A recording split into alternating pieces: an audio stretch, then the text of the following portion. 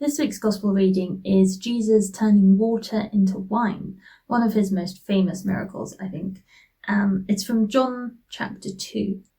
I really like that this is Jesus' first miracle, and it's something that people really enjoyed. It's something that helped people to celebrate. It's something that shows that Jesus liked to have a good time. And in John's Gospel anyway, this is the first miracle that Jesus does. It's the first sign that shows that Jesus is starting his ministry, and it shows that Jesus is perhaps something different, that he's a bit special. He's starting to do things that nobody else can do.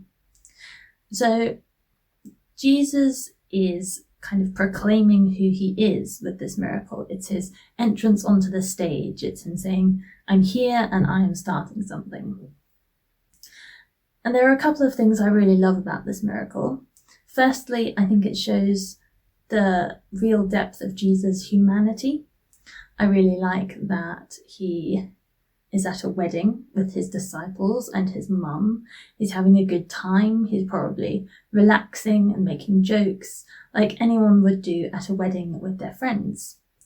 And the miracle of turning water into wine is something quite understated, actually, even though it's a huge amount of wine that he makes and it's really good quality wine. He doesn't do the miracle with a huge fanfare. He doesn't gather all the guests round. He doesn't call over the bride and groom and say, I shall now make for you a load of wine.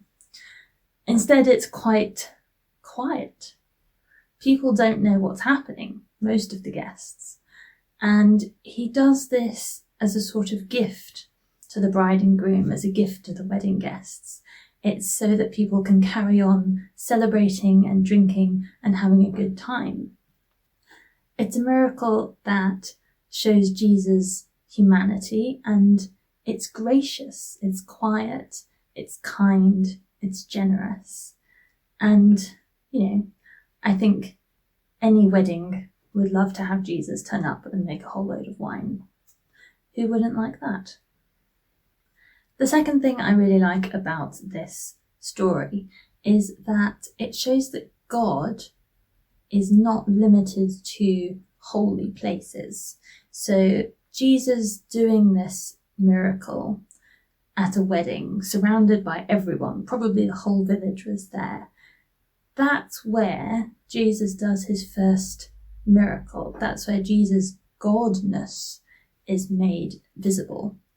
And it's somewhere so ordinary. It's not in the temple, it's not in the synagogue, it's not somewhere that's blocked off from the ordinary messiness of life. Instead, Jesus just starts to live out his ministry and starts to show people that he is fully God as well as fully human. He does that in amongst a crowd of merrymakers. I think that really shows us that God's presence is not limited to special places. God's presence isn't limited to churches, or it's not limited to people who act in a holy way. God is among us wherever we are. Turning water into wine is one of Jesus' most well-known miracles. I think if you were to ask any random person on the street what's a miracle that Jesus did, they may well say, didn't he turn water into wine? And, it's also something that people have tried to replicate throughout history. Magicians and various people have purported to also be able to do this. It's something that sticks in people's memories because it's quite dramatic and it's fun. So going back to that idea of God being anywhere, of the miraculous not being limited to the special places, but instead just being among us in everyday life, I think we can extrapolate that out to seeing God in other branches of Christianity, in other denominations, in all sorts of other places in the world where perhaps we often forget to look for God. This week that we've just had has been the week of prayer for Christian unity. And This is an annual event, so every year we have the Week of Prayer for Christian Unity, and we use this week to reflect on our relationships with Christians of other denominations. And I think if we can hold on to what we learn from Jesus' first miracle of the miraculous being among us, wherever we might be, I think that might also help us to see our Christian brothers and sisters in a new light. It's very easy for us to fall into the trap of thinking that our particular church has got things right, that maybe the way we do things is how everyone should do things. Or perhaps we don't go that far, but it's so easy to still have just an inkling of judgment or feeling like I have things right.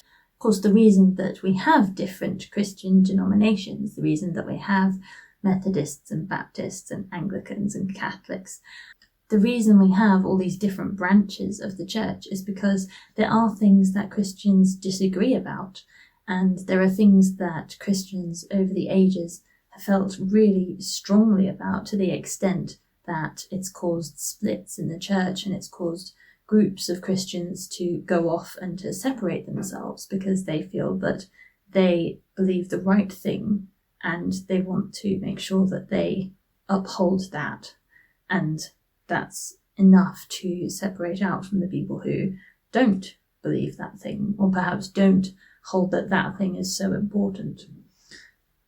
So the Week of Prayer for Christian Unity is also a time for reassessing what we hold to be important as Christians. What is it about our faith that we think is absolutely key? Is there space for perhaps broadening our horizons a little bit? Is there space for examining how we relate to other Christians, and other ways in which we could build those relationships so that we could perhaps worship together, or perhaps reach out into the community better? There's often various churches all in the same area and doing their own thing, but if we could talk to each other a bit more, we would be able to be so much more effective as the light and body of Christ in the world.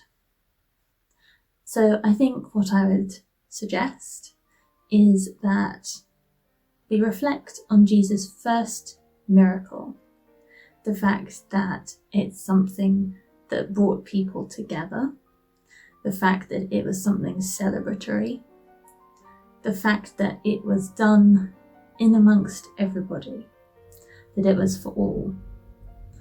And I think we could take some more of that into our own lives. So I would just invite you to reflect on what you hold precious in your faith, what you think is really important, and is there space for building better relationships with Christians who are slightly different from you? And how can we as Christians best model this sense of celebratory togetherness that Jesus shows us in his first miracle? I bet that Jesus and the disciples had a great time for a glass of wine.